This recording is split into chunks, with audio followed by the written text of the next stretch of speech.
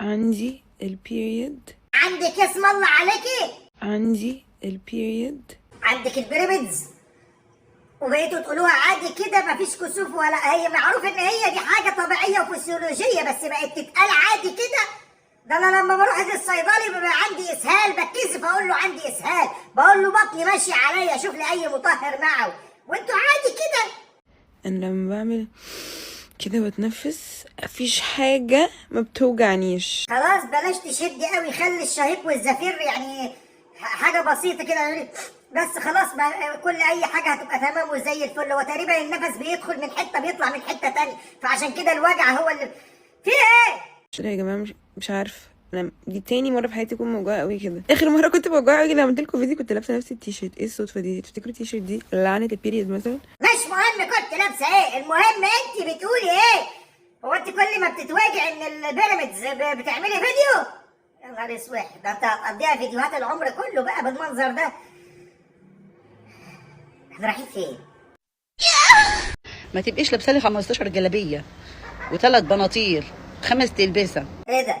هو انت حضرتك بتتكلمي على واحده هتترمي من الدور ال 18 عشان الصدمه الهدوم تاخد الصدمه ولا ايه؟ ايه مين اللي هتلبس كل ده؟ تقول له اصل الجو ساقعه، الجو ساقعه موت، الجو ساقعه تلج.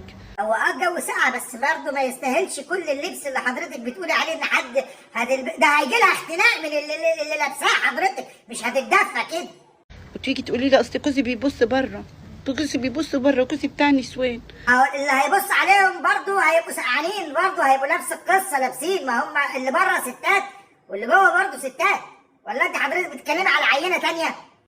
ما هو لازم يبص بره، ما هو ما شافش حاجه جوه عشان كده لازم يبص بره يا حبيبتي. وهو عايز يشوف ايه في الجو المتلج ده؟ ما لا اله الا الله، في ايه؟ ما نحترم نفسنا ونقعد نبربر ونعطس بسبب التفاصيل. ما الجو ساقع.